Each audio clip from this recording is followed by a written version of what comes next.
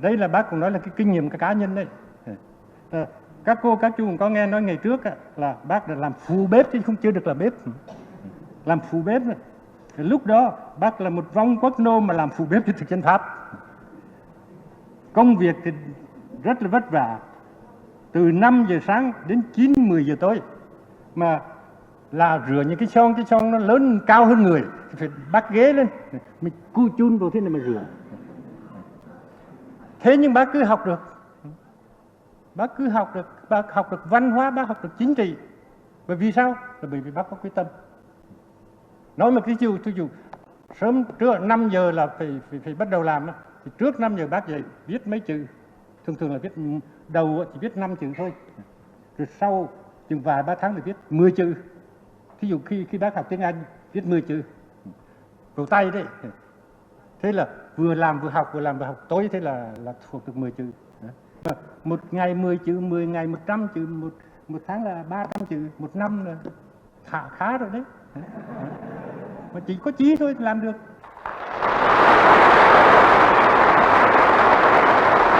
President Johnson's so-called offer of unconditional discussions means that the Vietnamese people must accept American conditions. These conditions are American imperialism will cling to South Vietnam, carry on the policy of aggression, and refuse to recognize the South Vietnam National Front for Liberation as the sole real representative of the people of South Vietnam. Those are conditions put forward by aggressors. Never will the Vietnamese people accept them, nor can the world public opinion tolerate them. The Vietnamese people eagerly want peace to build up their country, but real independence must be achieved if there is to be real peace. The question is very clear. American imperialism is the aggressor. It must stop its air attacks on the North. It must put an end of its aggression in the South. Withdraw its troops from South Vietnam and let the Vietnamese people settle by themselves their own affairs, as provided for in the Geneva agreements. Then peace will be immediately restored. In short, the United States government must declare and prove by actual deeds its acceptance of the 4-1 stand of the government of the Democratic Republic of Vietnam, which fully conform to the main political and military provisions of the 1954 Geneva Agreements on Vietnam. This stand is the only basis for a correct settlement of the Vietnam question. The truth is that President Johnson wants neither peace nor peace negotiations. As a matter of fact, at the very moment when he talks a lot about peace discussion, the American imperialists are further expanding the war of aggression in South Vietnam, massively sending there tens of thousands of American troops and extending the escalation in North Vietnam. The people of the world have clearly realized the fact. That is precisely the reason why progressive American people are actively opposing the United States war of aggression in Vietnam. The government of the United States says that the reason why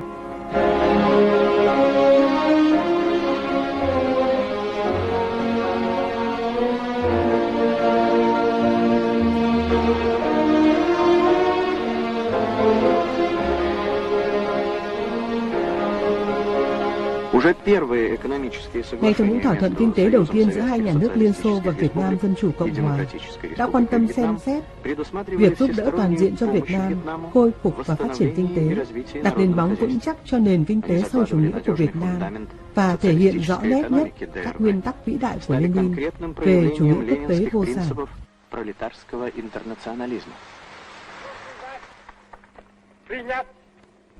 Xin chuyển tới các bạn lời thăm hỏi chân tình từ nhân dân Việt Nam.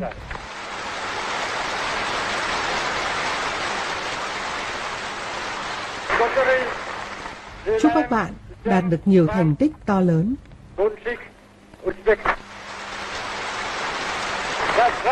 Đảng Cộng sản Liên Xô muôn năm.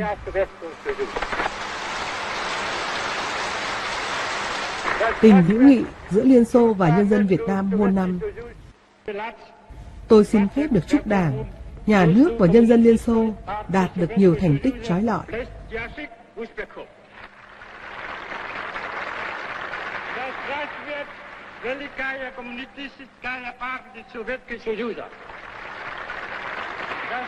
Đảng Cộng sản Liên Xô muôn năm. Khối xã hội chủ nghĩa đứng đầu là Liên Xô muôn năm. Hòa bình trên thế giới muôn năm.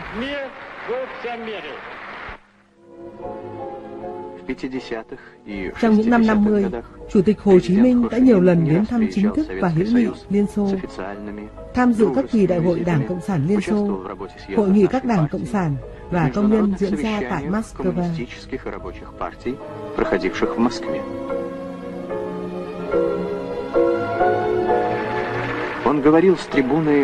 Người phát biểu từ diễn đàn của Đại hội Đảng: chúng tôi sẽ luôn sát cánh bên cạnh Liên Xô cùng các nước xã hội chủ nghĩa anh em trong cuộc đấu tranh vì thắng lợi của sự nghiệp hòa bình, dân chủ, độc lập, dân tộc và chủ nghĩa trên toàn thế giới. Les Américains se trompent en croyant qu'en bombardant le Nord, il pourra gagner la guerre dans le Sud. Jamais, jamais, ils gagneront cette guerre. Jamais, jamais, nous submettrons. Parce que notre guerre, c'est une guerre patriotique, c'est une guerre juste, et nous sommes décidés à lutter, que ce soit 5 ans, 10 ans, 20 ans ou davantage. Nous gagnerons cette guerre, parce que nous sommes justes, et parce que nous avons le soutien de presque tout le monde.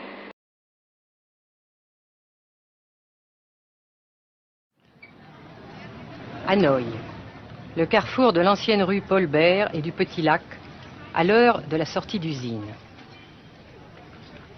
Pas une seule voiture, mais beaucoup de vélos sur lesquels se déplace lentement, machinalement la foule des travailleurs, dans une régularité impressionnante.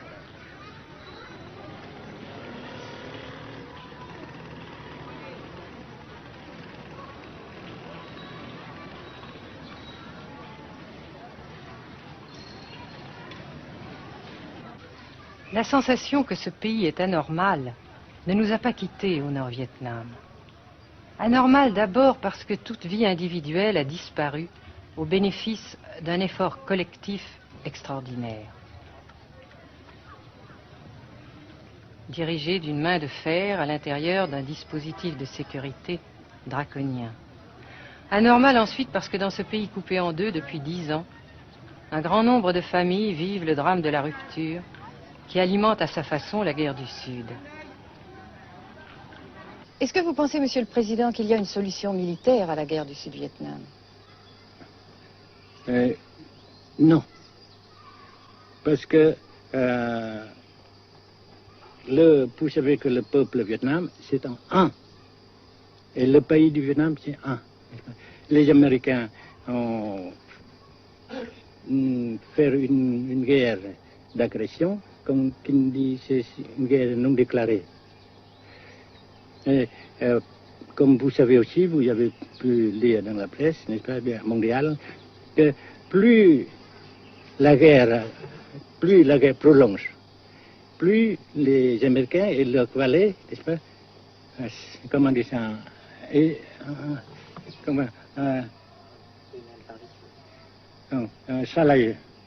s'enliser.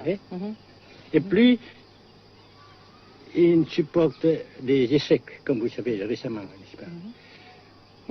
Par conséquent, la guerre ne peut pas durer éternellement.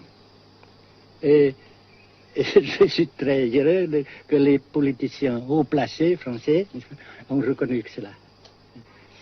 Vous pensez que le général de Gaulle pourrait en quelque sorte, à un certain moment, arbitrer le conflit? Arbitrer, qu'est-ce que vous comprenez par le mot arbitrer? Nous ne sommes pas des équipes de football.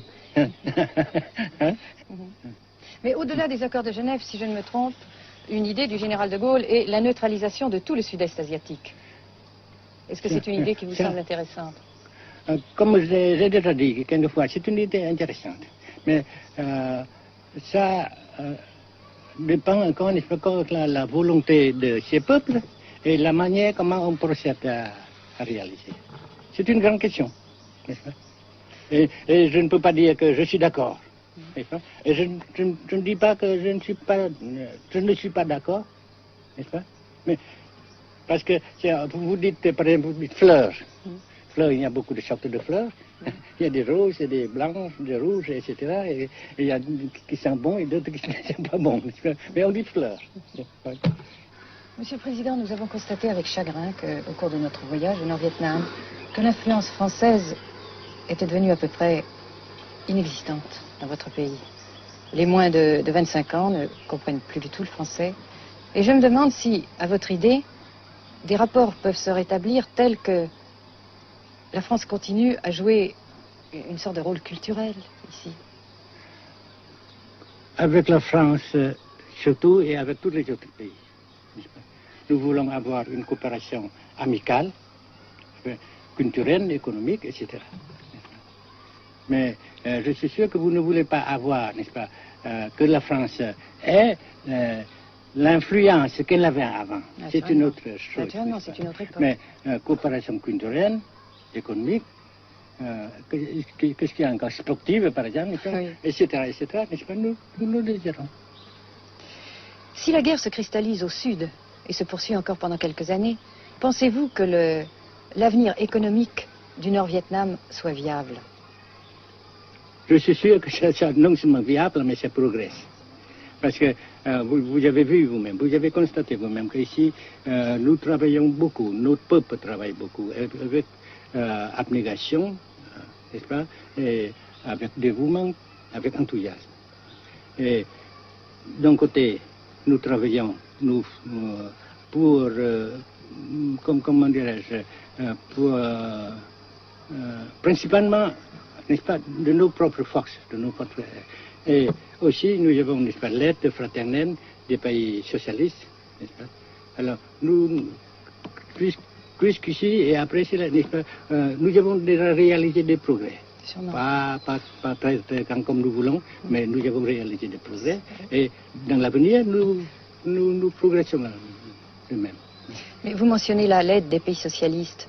Est-ce que cette aide ne s'est pas trouvée légèrement compromise à la suite du conflit idéologique entre la Russie et la Chine? Non, parce que ces questions, n'est-ce pas, différences idéologiques entre nos différents partis frères, c'est nos affaires intérieures. Ça passera.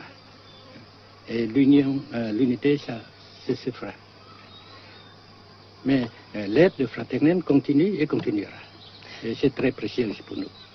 Bien sûr. Mais certains ont l'impression chez nous, Monsieur le Président, que le Nord-Vietnam se trouve actuellement assez isolé, asphyxié même, et que politiquement, il pourra difficilement éviter de devenir une sorte de satellite de la Chine. Qu'est-ce qu'on peut répondre à cela? Jamais.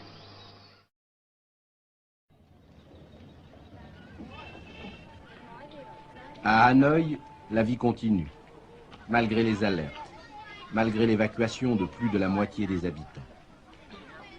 Les petits magasins de la rue de la Soie sont pour la plupart fermés. Seule la trêve du Tet et ses fêtes de famille devaient redonner pour quelques jours un peu d'animation à la ville, avec la traditionnelle branche de pêcher en fleurs, symbole du nouvel an lunaire et du printemps tonkinois. La trêve, malheureusement, ne fut qu'un espoir déçu.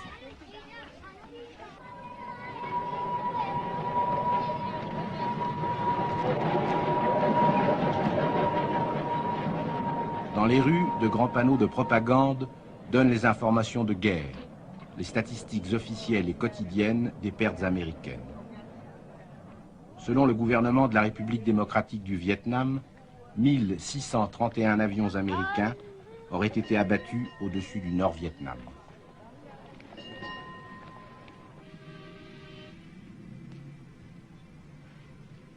Le grand pont d'Oumer, construction métallique de 2 km de long à la sortie nord-est de Hanoï, assure toujours la traversée du fleuve Rouge. Sa sauvegarde est capitale. La défense antiaérienne du Vietnam, tant redoutée par les pilotes américains, dispose de nombreuses fusées solaires de fabrication soviétique. C'est la première fois que nous pouvons vous les montrer. Les rampes mobiles de lancement sont déplacées chaque nuit afin de déjouer les repérages.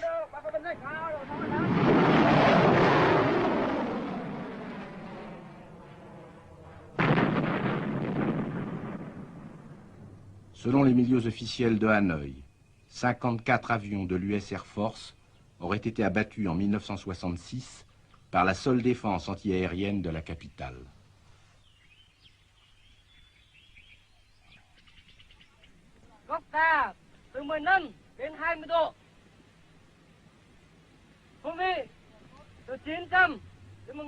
Pour la première fois également, nous avons pu voir les pilotes et les avions de chasse vietnamiens.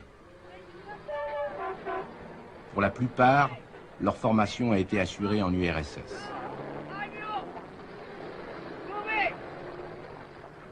L'état-major des forces aériennes du Vietnam se défend d'utiliser des pilotes ou des spécialistes étrangers. Les MiG-17 et 21 participent de plus en plus nombreux à la défense du Nord-Vietnam. Les résultats des combats aériens sont mal connus et contradictoirement mentionnés dans les communiqués vietnamiens ou américains. Le général Vo Nguyen Giap, ministre de la Défense, a répondu à nos questions concernant le point de la situation.